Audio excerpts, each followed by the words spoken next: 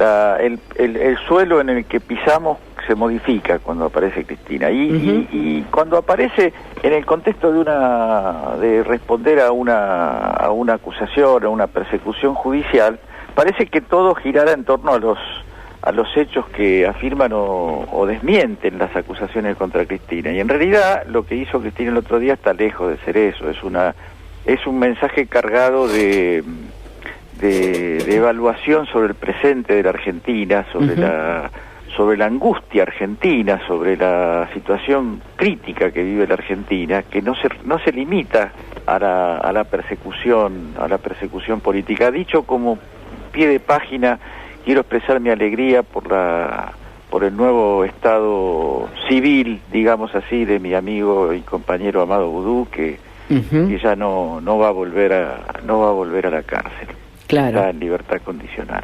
Bueno, pero la intervención de Cristina es muy fuerte porque nos interroga a todos del tipo de situación política que tenemos en Argentina. Ahora tenemos elecciones y vamos a estar todos seguramente muy concentrados en las alternativas del proceso preelectoral y de las elecciones propiamente dichas, pero no hay que olvidarse que estas rutinas periódicas de un país como la Argentina se insertan en algunos dramas que tienen alcances más amplios. Yo creo que no quiero dejar de decir que los acontecimientos del Perú, el reconocimiento del triunfo de Pedro Castillo es un cambio cualitativo de nuestra realidad argentina, digamos, no es una cosa que ocurrió por fuera de nosotros. Eso más las tensiones que ha provocado entre nosotros la revelación de la intervención del gobierno macrista, de la Argentina, desgraciadamente, del Estado Nacional Argentino, sí,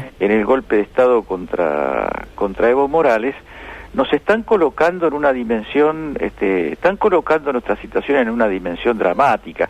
Y yo pondría la reflexión sobre el proceso electoral. Bueno, que no hay que subestimar todos los que son los preparativos y las discusiones internas y las propias elecciones internas como parte de algo que necesario, digamos, algo que está planteado así, que es legal y que además es políticamente importante porque distribuye recursos de poder.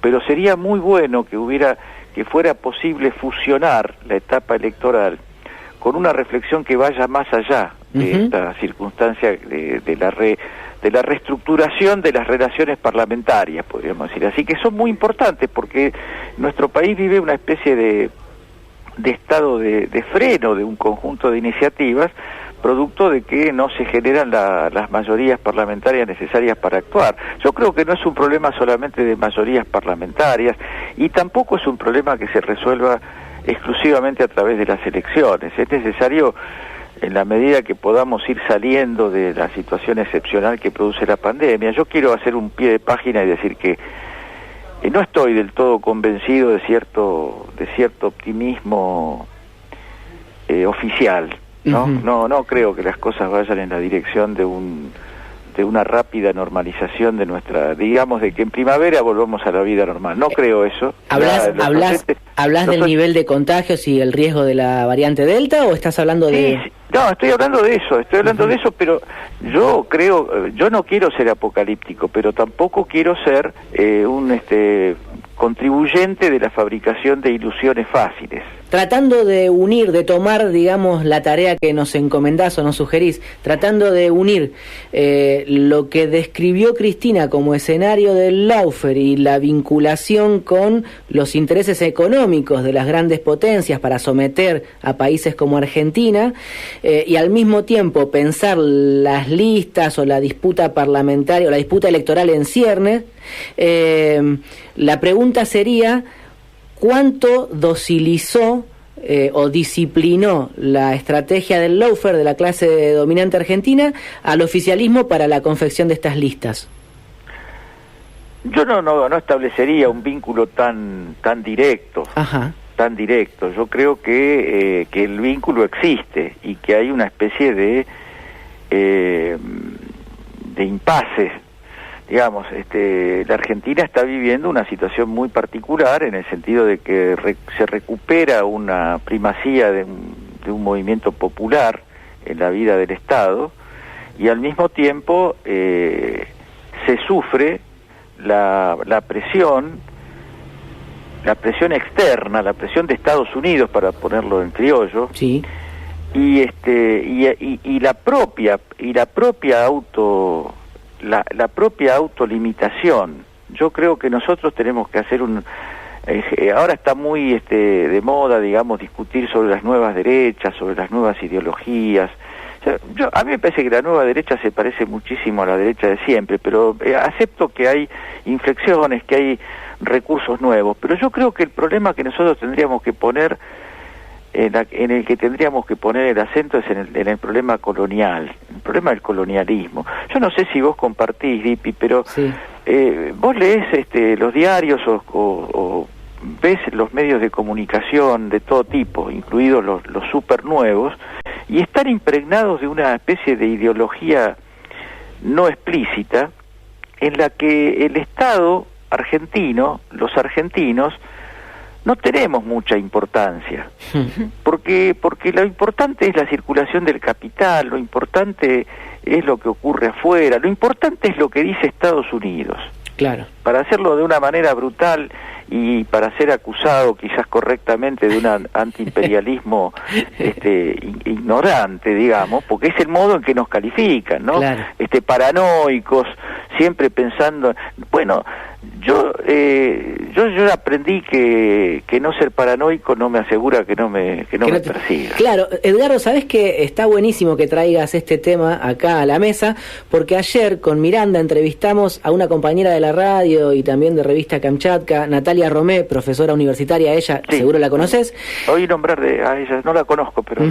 Y ella justamente lo que plantea frente a esta especie de jacobinismo de derecha, insurgente, es que nosotros hablamos una lengua postdictatorial donde hemos erradicado de nuestro lenguaje la palabra imperialismo. Claro, es extraordinario, me alegra mucho coincidir con Natalia, es así, ahí hay un fenómeno colonial, porque el colonialismo no es solamente una relación de dependencia material estructural. El colonialismo, bueno, no estoy descubriendo nada, ¿no? Tampoco. Pero el colonialismo atraviesa nuestras mentes. Nos acostumbramos a pensar en los términos de la colonia desde que éramos chicos y mirábamos el llanero solitario, ¿no? Claro. Donde había un indio bueno.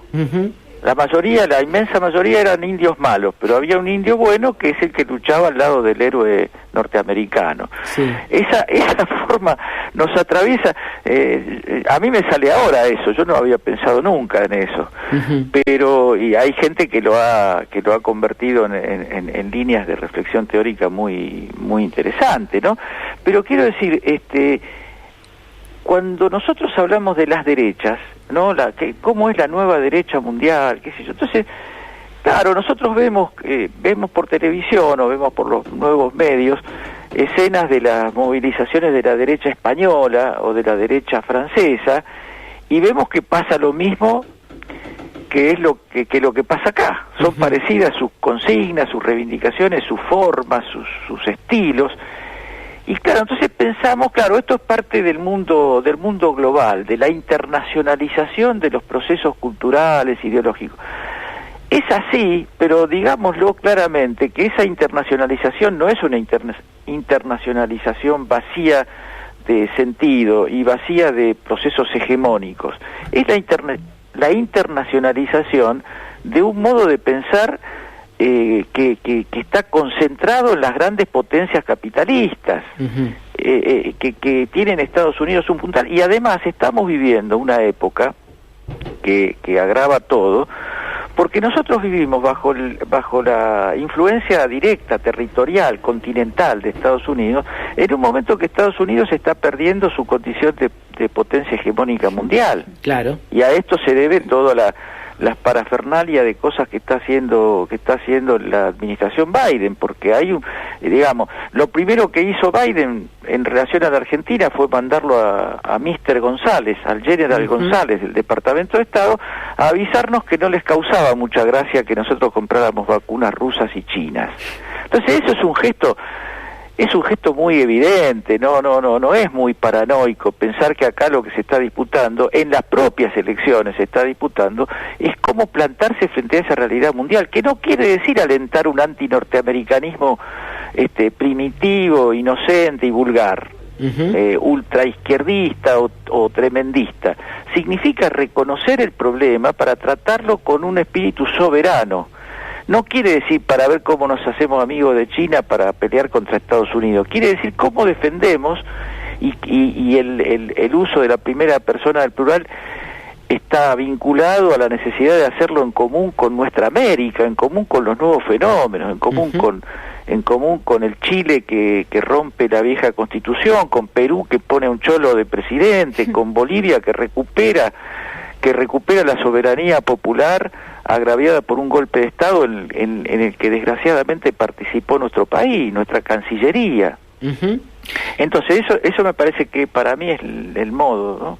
Yo quisiera que nos ayudes a pensar, no digo que quiero que nos respondas esta pregunta porque es algo difícil, pero sí que nos ayudes a pensar el hecho de que cuando conversás con funcionarios de este gobierno, con referentes, con diputados y demás, sobre lo que está en juego en este turno electoral, obviamente ponen en discusión el hecho de que cuanto mejor le vaya al oficialismo en las elecciones, más fuerza parlamentaria va a haber para impulsar las transformaciones necesarias, pero al mismo tiempo cuando se les pregunta por el hecho de que hasta acá, y habiendo ganado con cierta holgura en 2019, no se pudo poner en caja, por ejemplo, a los grandes formadores de precios, contestan que no se pudo porque no fue el poder suficiente, como que hay una especie de crónica de la impotencia todo el tiempo, le llamo yo.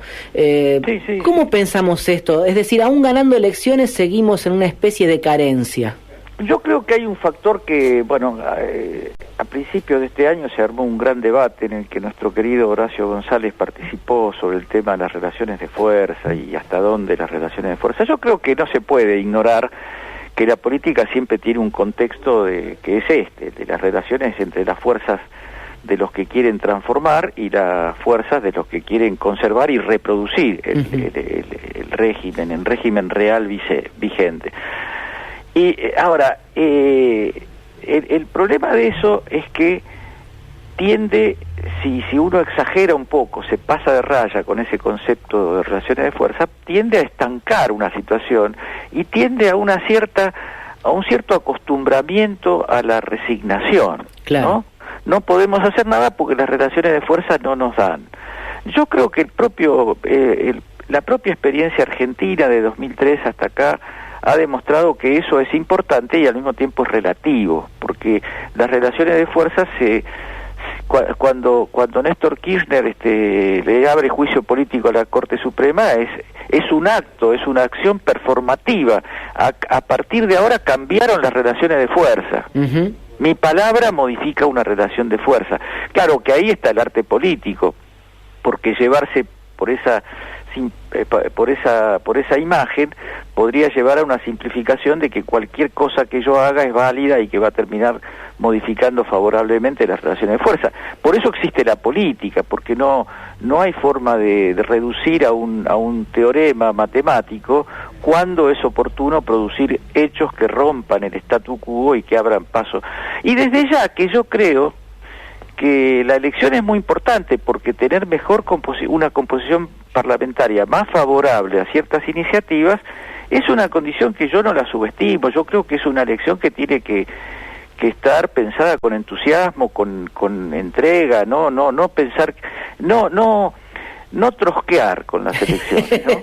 Gane quien gane, pierde el pueblo, ¿viste? Esas cosas son de tan infantiles terminan siendo muy funcionales a los colonialistas, ¿viste? Entonces eso no, hay que darle bolilla a las elecciones, hay en la medida que uno lo sienta, ¿no? Comprometerse, yo creo que eso está muy bien, pero al mismo tiempo hay que decir que yo lo que te quiero decir, porque podría abrirse en múltiples direcciones, pero yo creo, un poco quiero y un poco creo que el día siguiente a las elecciones de noviembre es un momento crucial para la Argentina. Es un momento crucial, porque ahí se dieron vuelta las barajas.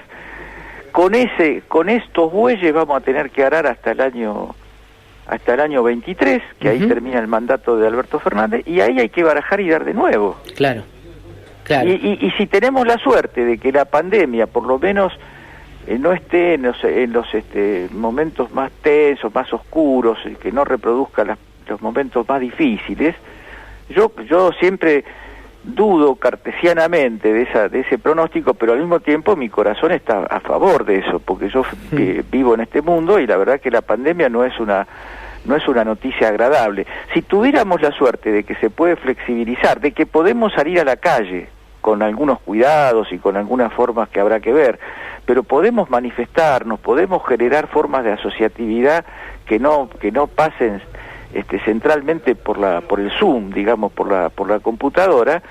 Bueno, creo que es un momento un momento bisagra para la historia política nuestra actual, digamos. Me parece que es un momento muy importante y que, claro, va a depender también de cómo sean los votos, ¿no? Y obviamente. Para eso hay que preocuparse. Obviamente. Edgardo, entonces, entre esa querencia tuya y esa creencia nos despedimos y nos reencontramos el miércoles que viene ya con Barra, ¿te parece?